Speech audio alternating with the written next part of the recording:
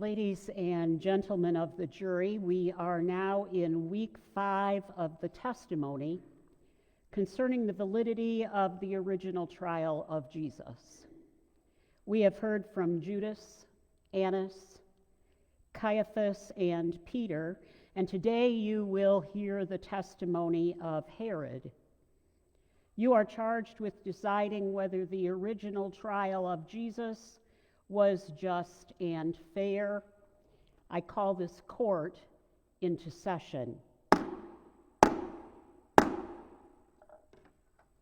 Herod, you are called to the stand.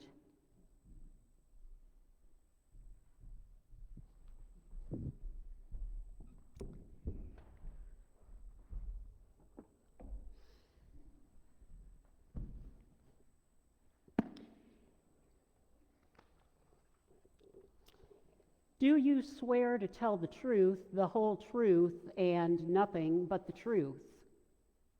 Yeah. Listen, this court is asking seriously if you are going to tell the truth, not some cockeyed version of the truth. Do you swear to tell the truth? Yes. Please be seated. In front of all these people? Have a seat.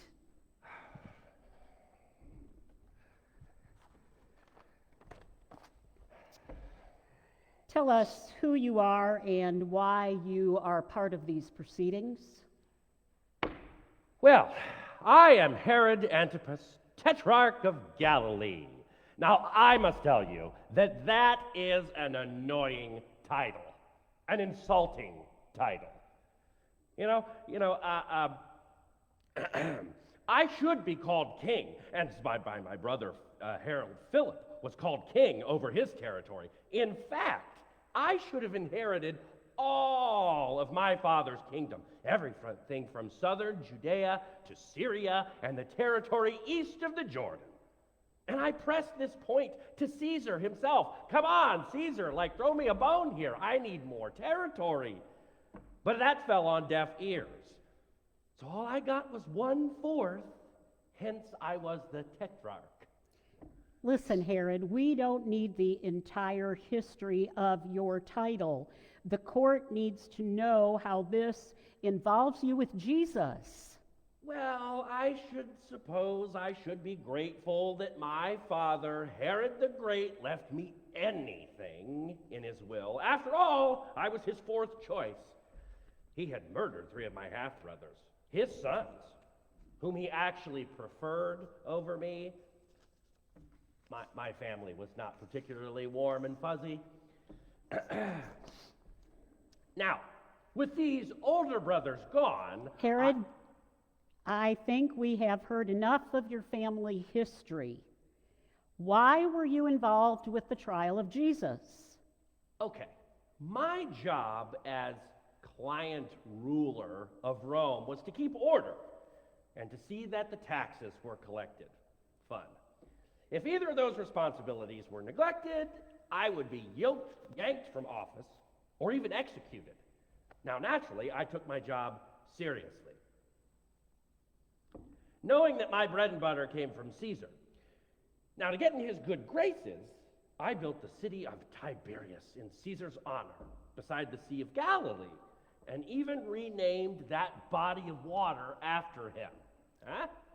So it was your job to keep the peace and keep the tax funds rolling in. Well, yeah. Now, there were 2 occasions where I had to intervene to prevent a riot and insurrection by the Jews. Oh, these Jews. They didn't get the bigger picture. They generally hated Rome and everything she stood for. And the first time I stepped in was when the new governor, Pontius Pilate, entered the city and raised standards and polished shields that all had all these Roman gods on display.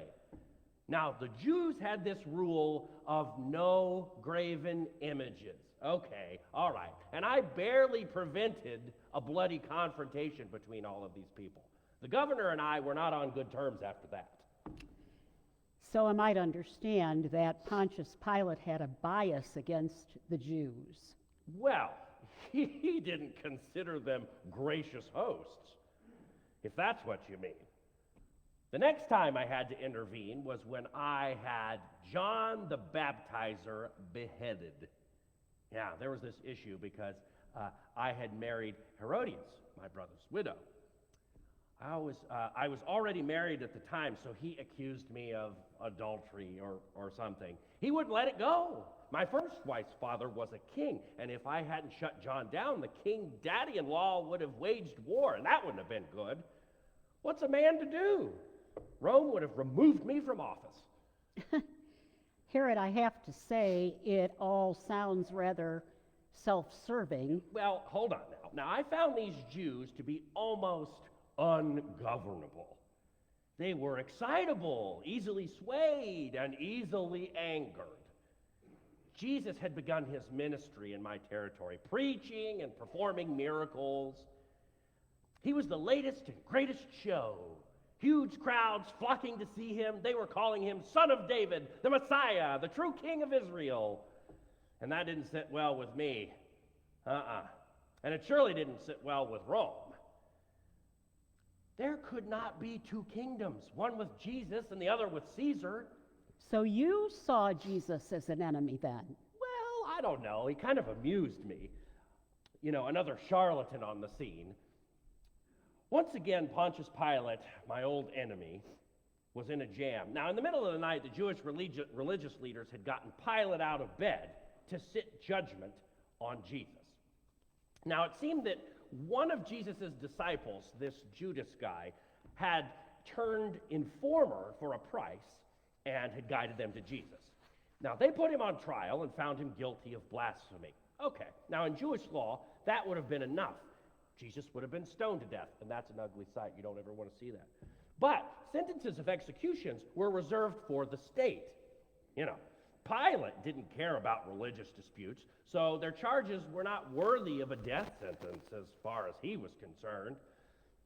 So that put him into a quandary. Risk rebellion or kill a misguided man. Pilate told the crowd that he found no evidence that this Jesus was guilty. Now the crowd would not let that go, saying, Jesus was a troublemaker from Galilee, you know.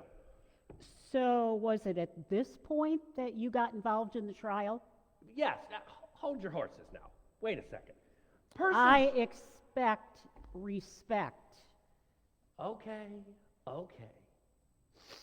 Persons charged with a crime could be tried by the authorities in whose territory they lived. All right? Now, Jesus didn't live in Jerusalem. He was Galilean. So it became my responsibility as Tetrarch of Galilee. Now, these people had just given Pilate an out.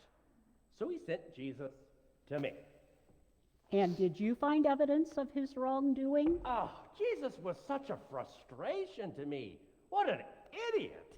I mean, I had the power to convict or release him. Pontius Pilate hoped that I would convict Jesus in his place and, save him the trouble. But even I needed evidence to convict. I mean, if Jesus really was the Christ, the Son of God, then surely he could clear himself of blasphemy charges by simply giving some evidence of miraculous power. So I demanded that he do a miracle for me. I mean, that was reasonable. One little miracle. Walk across my swimming pool, change water into wine. I mean, I wasn't picky. Something. One little miracle. He did nothing. So I questioned him. Who are you? Really? What are your teachings? Why are so many leaders angry with you if you've done nothing wrong? Now he stonewalled me. No answers. Nothing. Well, Herod, do you think it's possible that Jesus doubted your sincerity? What? His silence was an insult to me. So I returned the favor and I insulted him. I had my soldiers mock him, ridicule him. They dressed him in these fancy robes like a king. He thought himself a king, but I certainly didn't. He was a harmless fool. but not an enemy of the state, so I sent him back to Pilate. So, were you pleased with Pilate's decision to crucify Jesus? Pilate and I had so much in common. Both of us were actors on a much bigger stage than the play we were in. Neither of us really had any interest in killing a man who was innocent, but if an innocent man had to die to keep peace with Rome, so be it. I'm just as glad that history records Pilate making the final decision. I could have set Jesus free, I guess. Well, so could have Pilate. Had either of us done so, Jesus' enemies, those fanatic Jewish leaders, would have instigated a riot, and both of us would have lost our livelihoods. Ironically, in the end, that's what happened anyway. Both of us lost our jobs, and the nation lost as well. We didn't know it, but we were part of God's plan. The plan was a mystery to us. I'm guilty because I rejected Jesus and his teachings, but my rejection served God's will. All right, Herod. So, do you have anything that you want to say to this jury?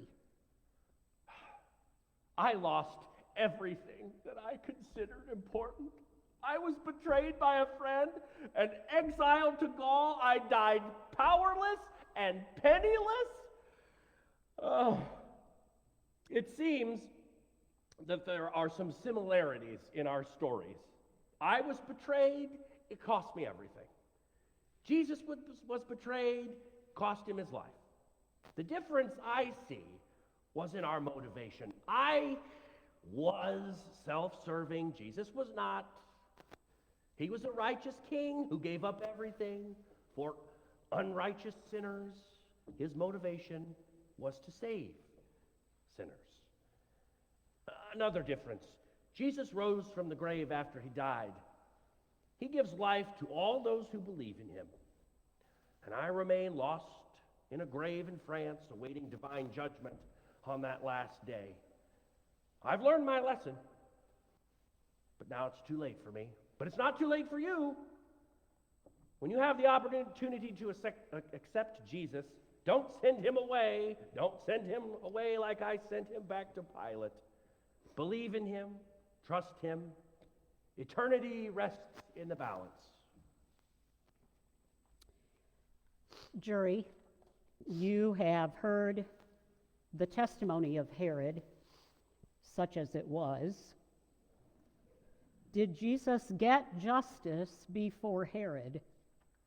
Should Jesus have demonstrated miracles as Herod demanded?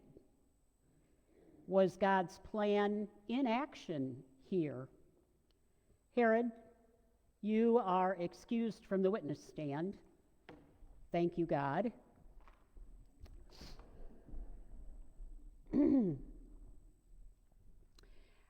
Our next witness is Hannah Abrams, a young person who was present as Jesus entered Jerusalem and who observed other events throughout Jesus' trials. This court is in recess until we call Miss Abrams to the stand. Until then, please continue to weigh the testimony that you have heard.